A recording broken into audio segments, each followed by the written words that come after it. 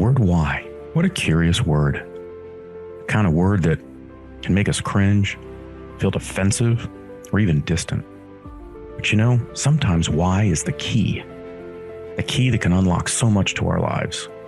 Join me as we explore the why with fascinating contributors to the world, those that entertain us, inform us, teach us about life, and if we're lucky, inspire the next in all of us. I'm your host, Dr. Rod Berger, and welcome to HeadRoom, a production of Rainlight and co-produced by Old Soul. Let's go. People who follow me and either read my daily journals when I travel or listen to the podcast know that I have an incredible affinity for the African continent. And I am now just 3 trips in. I hope there are many more in the coming months and years. And my next guest represents a country that I have not yet been to, Zimbabwe, and I'm very excited, hopefully in the let's say near future, to be able to go. But this is an exciting conversation. I'm looking forward to have it. It's a very important topic.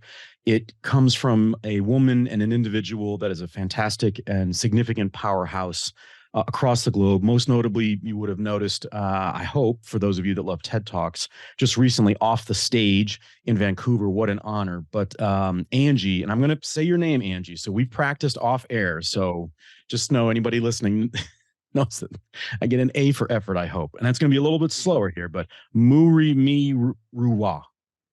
Perfect. You get an A for effort, actually A plus. No.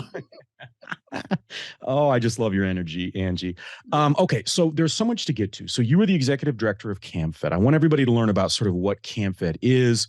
You are a product of CAMFED, which I think is just such a wonderful story, because we were just saying off air that, and it's no fault of the student, let's just say in the West, but we don't have the privilege of an education about the African continent beyond what you just see in headlines. And sadly, I'll say this, and I'm not breaking any news here, but it's either about what we see on National Geographic and sort of the beauty and wonder of Africa, or it's about a history that is so difficult to wrap our heads around when it comes to slavery and the way in which the entire continent was stripped of resources, most notably human resources. And yet I read your background and I watch your TED Talk and I think, I know, I get a sensibility about you. And I love that. And that only comes from the power of travel. So all that to say is I absolutely encourage people, if you can get to the African continent, just pick a country. Angie's going to tell me to go to the south of Africa, because I haven't been yet, but one of 54. You know what I mean? Just sort of throw a dart and go, because it's incredible. The people are amazing, and it just does something to your spirit. So you can tell my excitement, Angie. Let's give a little background first on what CAMFED is, and then I want to dive into your story. Sure. And, you still have the A plus for effort of my son. I appreciate that. That's great. And yes, I always want to start with, might have been born in Zimbabwe, but Africa is my village. It's a place I go around and everything. So yes, open invitation to Africa. Now to CAMFED. CAMFED is the Campaign for Female Education. This is a movement, a national organization, international movement that looks into education of girls. We get girls into school, we support them to succeed, and we unleash them into leadership. And like you rightly said, one of the very first girls to be supported by CAMFED years back, that's over 30 years ago. That's how long I've known CAMFED. At CAMFED, we believe that every child has a right to education, and with the right support and the right resources and working with their communities, we can unleash them. And that's what we do in CAMFED. We work in Zimbabwe, Zambia, Malawi, Tanzania, and Ghana. It's unbelievable. Let's break down some things that I don't want to take for granted that I have working knowledge of, just because of my experience. And we talked about just my recent visit to Southeast Uganda and the Kenyan border and going to schools and these different things. Let's talk about, there are a number of issues when it comes to educating females that I think that if the rest of the world knew, they would really sort of sit up and listen, I think, and take note and hopefully participate. Let's talk about school fees, because this is something that is foreign to those of us that are not in Africa. And obviously this does happen in other countries, but from a day-to-day perspective, we take education in the West, you could argue maybe for granted a little bit, because it's a right. You live somewhere, you pay taxes, you get to go to school. But for those that have had the chance to see education in real time on the continent, the village, as you call it. I love that, by the way. I'm going to use that. So, but I'll make sure to attribute it to my new friend, Angie. Yeah. Talk about school fees and the decision, more importantly, the decision from a family unit perspective. And if you have a family unit that has boys and girls, but you only have a certain amount of money, talk about the decision tree, because I think that is a very powerful way to speak about the need and, more importantly, that of girls. Sure. And the beauty of this is I will not talk about things that I read. I'll talk about things that I personally experienced and that I get to witness, unfortunately, 30 years down the line up to now. So I'll just explain what school fees are. At times it comes called school levies. So this is where you have got schools, and in order for schools to run, to have the stationery, the learning materials, the grounds, and all these that children need, this is charged to parents. So parents contribute to that upkeep. This is okay where parents can afford it, but where there are peasant farmers or subsistence farmers like my family, where we just grew enough to eat. And, you know, when drought comes, it means you don't even have enough to feed your own children. Talk about saving anything else to go and pay to a school so that your child can become a doctor 5 years down the line. I've always said that that decision is more complex and painful for parents, because I witnessed that firsthand with my mom all the time. Because you're asking parents to make a decision on whether they feed their children today, and I mean literally feed their children today, or they go and buy an exercise book or a pen. There are so many cases where you get children who are going for a day or two without a meal. And then when you ask them to give up a meal, you're not asking them to give up breakfast. You're asking them to give 2 days meals to be able to pay for that school fees and levies. And it's not enough. It takes more than that. And I always want to give the example of menstrual products, for example. So 1 month's supply of menstrual products can be equivalent to 20 meals for a rural family. So I want to be clear for the audience. 1 month of menstrual products, that's another part of this story that doesn't get enough, I think, airtime, equates to 20 meals 20 for some meals. families. For something. So that's the choice that they're making. So I just want to make sure that we are bringing it home. It's not like, you know, the normal sacrifice everybody makes, say, I'm going to prioritize my children's education. It's, you know, how do you sit down with my mother, for example, and say to her, this is what's going to take. Choose whether you feed your 5 children today or you buy exercise books for a child. So and historically, weren't they, sorry, Angie, but historically, isn't it also that the deference was to boys? So if we only had so much money and we had boys and girls in our family unit, the boy would get to go to school ahead of the line of their sister, correct? This is where I was going to go to. So let me explain how that decision is made. It's a cruel choice. And I'm calling it a cruel choice because where resources are available, parents don't make that choice. They never have to.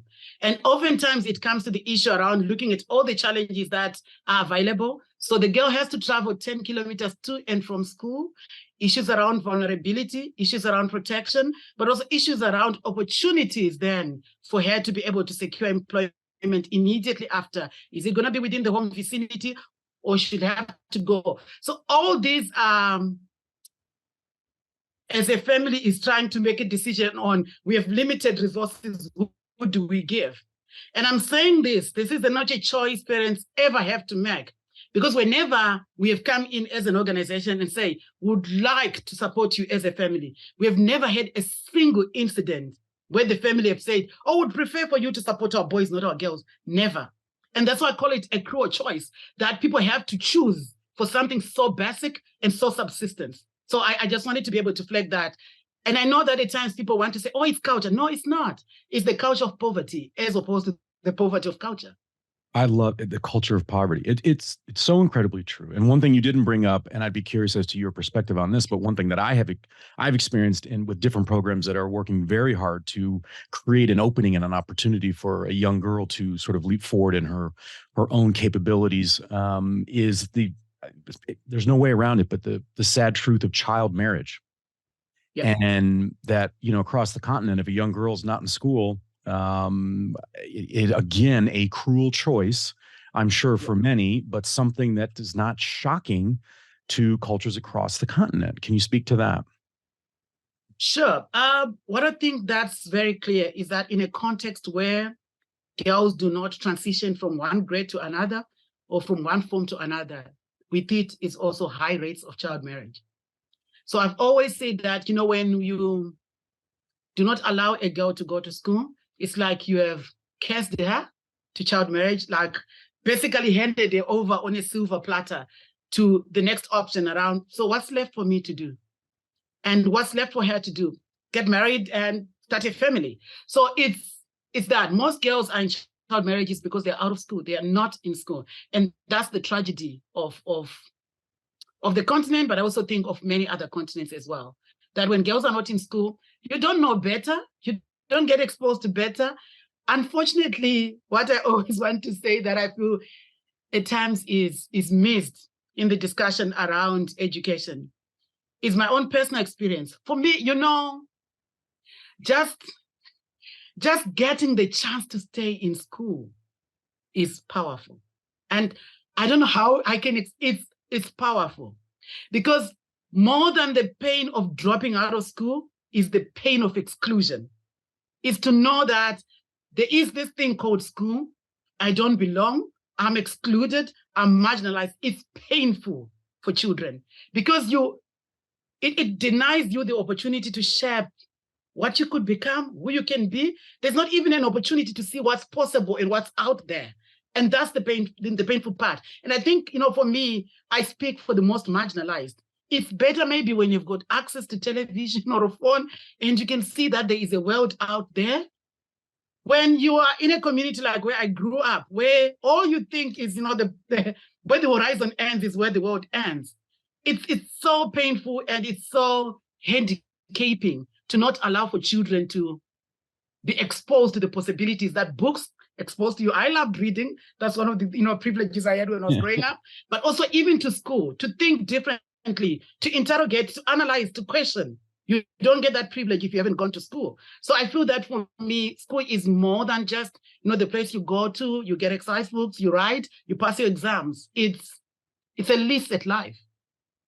And part of that, and you touched a little bit on that, and I was unaware of this until my recent visit, but it was incredibly powerful. I spent time in the Busia region in Southeast Uganda, and I was talking with a woman who heads up, I forget, apologies to her position within that government, but she was talking about how one of the struggles for girls is, once you get them into school, and then they are going through their menstrual cycle, what you see is a significant percentage of young girls who miss school because of their menstrual cycle, because the schools don't have the facilities to be able to support them. And then you talked about sort of that exclusion, or it was really this psychological impact that the social environment can have on you.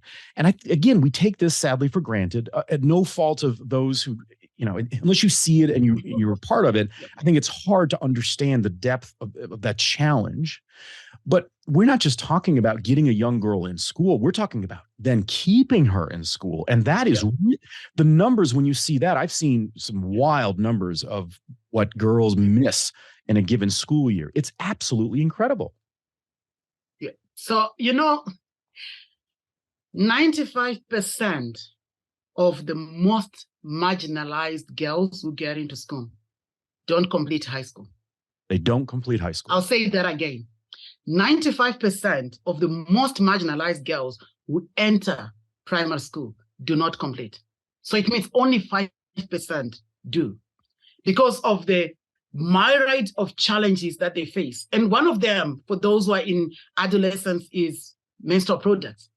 I remember personally just the anguish and anger, when that time of the month came. You're like, I wish I had an on and off switch. Why does this come? And at that time I wish I was a boy because this extra cost wouldn't come. For such a natural process to cause so much trauma is not right.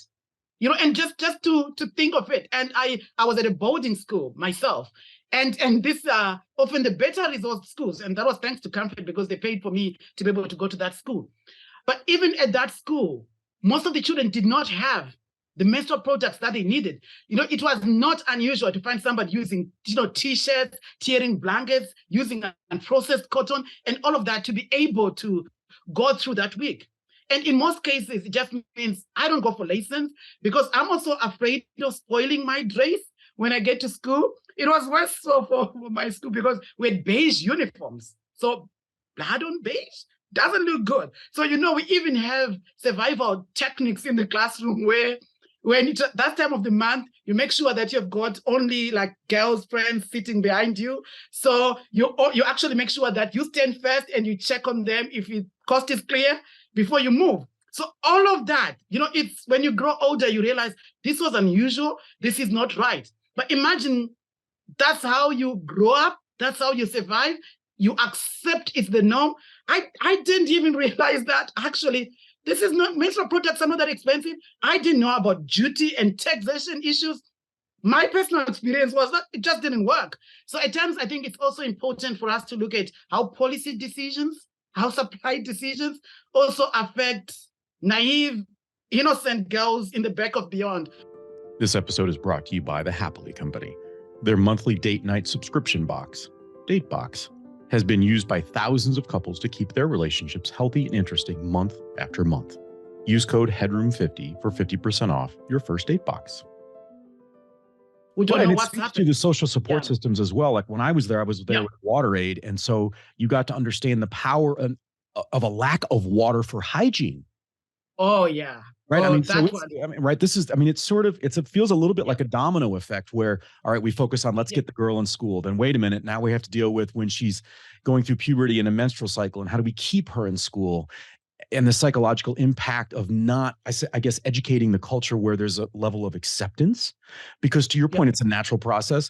And then, oh, by the way, if we don't have and can practice hygienic means to support healthy growth and development, well, we're back to square one, or that would be the danger that we're back to square one. Yeah, but it's also, for me, and this is not just because I'm biased. I'm super proud of being African. I'm super proud of just, how girls, young women, and their families have met done with what's available. Because I tell you that it's amazing how we can take just maybe a month's supply of, babes and make it life transformative for every child, for every community. That's the beauty of it. But I also just want to be able to say that this is the value of community engagement. That if you bring in support in a community that's so hungry for opportunity, that's so hungry. I'm not just talking about the girls themselves. I'm talking about the families, the education system, the teachers, and everybody. It's how people just rally around making that work. So as much as there's all this gravity of problems and challenges, it's also what's unleashed when that opportunity comes in. And for me right now, we've supported over 6.4 million children as an organization through school in this context. You just million. 6.4 million children through school, since we started as an organization. And, I'm a breathing, living testament to that. There are better, more powerful young women out there who've come through the program than me. So I'm just saying that it's amazing what comes through. And for me, what pains me most is those that are left behind. Because even at a very personal level, when I got the chance, there were girls that were equally academically gifted, equally needy, when they're limited resources, few get the chance. So when you look at my life and their life, I think you don't need any narrative or what do you call it, an accompanying narrative to see the difference. It's so amazing, the difference in opportunity makes. So for me, I think all the time it's looking into that balance around there's this gross extreme need, but what is unleashed when opportunity is provided is, for me, what I live for. That's what I love about all of this. To me, Angie, it highlights, a lot of times we will say to ourselves, oh gosh, how can I make a difference? Being one person. Yes. And what I go to is so I was there when school kicked off, right? So it's a different start time. And I remember driving in these remote villages and seeing kids with one book, and they held that book like it was the last thing on planet Earth, and they had the smile on their face, like the pride that this is their book and they are starting another school year. And it really does. It sounds cliche. It might sound a little corny to people, but every little bit can make a massive difference. Oh yes. Let me give you just one snapshot from my life around books. My kids still laugh at me because I take care of my books. You know, this is my book at home. It's all well covered and everything. And they're like, because I know how important books. I still worship books anyway.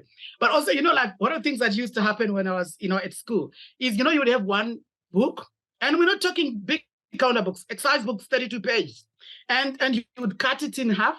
So one of them would, like, you know, you would use for maths, and the other one you'd use for English. And then you would start from the other side. It's for your Shona, like, which is my local language. And the other part, you're starting for general paper. That's how. And you had to know how to write in your book because you don't have many, right? So you write very small handwriting so that the book don't get used up too fast. So I don't know how else I can emphasize the value of something as basic as a book. On days I did not have a pen to write, you know, you had to wait until somebody gives you the, you know, they do their work and they finish and they give you a pen and you have to write very fast before it's time up for the exam. And we're talking about some very basic, minute items, but it's so transformative. It influences the school experience of a child and who they think they are within the community and the power dynamics in the class and all of, and I knew I had to speak nicely to those who used to lend me pens, because if we had an argument outside the class, that day they would write so slowly that I don't get to write. So I'm just saying that it's, when we talk about education and the whole culture that's in the classroom and outside, and the difference that resources make and to a child's sense of self and how they carry that into adulthood, it's critical. I've always said, I don't know how to emphasize the value of education. And yes, definitely, as an organization, we look at learning. There's a learning crisis on the continent. We acknowledge it, we own it, we're working on it. But it's more than that. It's the inclusion. It's saying to a child, I hear you, I see you, you deserve, like everybody else, to be amongst your peers. That's the power of opportunity in education. And that's at times something that a lot of people take for granted. I don't. I don't. Angie, can you talk about... And we don't at CAMFED either. Can you talk about the role? Because again, I think that it's easy to sort of look at, this is what CAMFED does or any other NGO, yeah. Right? We sort of, this is the core skill set that is brought to the table. There's so many more support systems that I find that nonprofits, NGOs have to employ, whether they know it in the beginning or not. And one area is in working in collaboration and in partnership with local families. Because I'll give you an example. And it just blew my mind, but it makes sense. But I think it also speaks to the challenge. So I was speaking to the head of an NGO in Africa, and they were talking about, they were trying to tell me and lay this out and say, like, this is the complexity, I guess, of the issue. So they had worked to get chickens for families that would lay eggs, right? These families were struggling to even get one meal a day for their children. And yet they had a source of food and protein in the eggs from the chickens. But they didn't see it as a source of food. They used those eggs and would sell them. And it came down to, wait a minute, what are we doing? We actually have to work with the families to understand they have something incredibly valuable right there for their children. And I don't know if I'm even doing the story justice, but it comes to that, you know, like, I can hand you a pen because you need it for your test, your exam. But if you and I have different assumptions about what this pen can do, well, you might utilize it in a very different way that is either not as productive as it could be or helpful. And so that's really speaks to that partnership out of respect, understanding local culture and customs and language. I like that you use that example, and I'll try and kind of like respond very briefly to that. I think for us at CAMFED, we always talk about community engagement and community ownership. It's starting from the place of, communities also want the best for their children. I'm yet to hear from a community that doesn't want their children to become nurses, doctors, politicians, and everything. And I tell you, when a community has got their first lawyer, everybody owns the lawyer. Like, this is our lawyer. That's a point of celebration for everybody. Oh, do you know that the president comes from here? Or do you know this legislator comes from here? it's celebrated, and the community likes that. So for us as an organization, we start from working with the community towards that future rather than in spite of the community. And I want to talk about power, like for example, with the example that you gave. And this is from personal experience, but also from experiences around working with communities and engaging with them, is power. Is when communities realize their ownership of what you are trying to do. It's a different ballgame. So I've heard a lot of communities worry about the donors' money, the donors' chicken, the donors' kettle. What will the donor say? Because as far as they are concerned, it's about accountability and compliance to the person that gave the money. It's not accountability and compliance to their own aspirations. It's coming from a place we are doing it for the donor, as opposed to a donor or a funder, but as opposed to we are doing it for the children, for our future. It brings a whole different dimension and energy to the room. Where this is our chicken, right? How are we going to use our chicken to bring the future that we want together? And so for us as an organization, that has really been a game changer for CAMFED. I'll tell you, so for us, we always say, okay, what is it that CAMFED will bring in? So for example, the school fees. But CAMFED's school fees is not going to wake up the child to go to school every morning. It's not going to provide the child with a school meal. School fees is not food. So who's going to provide the school meal? Who's going to take care of the issues around toilets and all these the children need? Who's going to make sure that the children are safe? Who's going to make sure that the children are engaged? So all of that, it is about partnership. It's about recognizing that communities might not have the money for the fees, but they definitely have ideas and initiatives around what they do. So as an organization, there are all these school feeding initiatives in schools that we work with. And I tell you, this school feeding initiative, we don't drive trucks of food to those communities. This is food that is provided by the community, cooked by the mothers and fathers in the community for their children. And they feed their children because for them, it's not their actual biological children. No, it's everybody. Because for us, and with the communities, we believe that the only difference between your child and that child who is an orphan is that you're still alive. So we need to set a standard around how children are taken care of in this community. So for as long as it's school feeding initiative, we are feeding our children. So there is no, this is the mother or this is. So I'm just saying that for us as an organization, it's been amazing what is unleashed when it is about what do you want for your children? What do you not have? Where can we come in? Because it's, contrary to most cases where, somebody would receive a call. So hello, your child is not going to school. For us, they'll tell you that, this child did not turn up to school for 2 days. And we came together, a group of mothers or a group of fathers,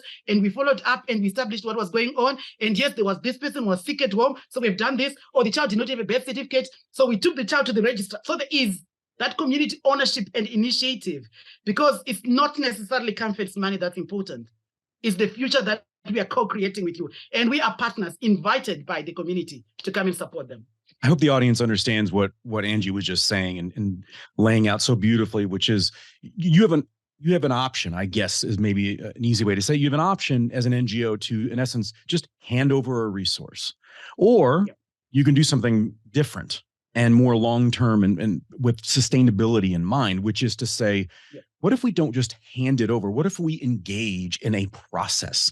It's around the journey, it's the process, so that one, you're honoring the parents and the community members, right? I mean, it's not like a badge of honor. It's an incredible, and it was a privilege, and I take it very seriously, but I was at a refugee camp for a week in Northwest Uganda. I was there on distribution day, right? One Thursday a month.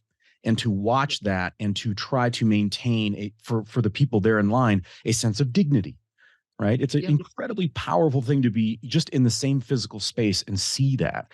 And I'm not saying that that's what you're talking about, but what I'm saying is there's an incredible power in the way in which you lay that out to say, wow, if we can support it so that it's the mothers and fathers that are making the food that we're helping to support, but they're a part of that process, you're not stripping them of their dignity.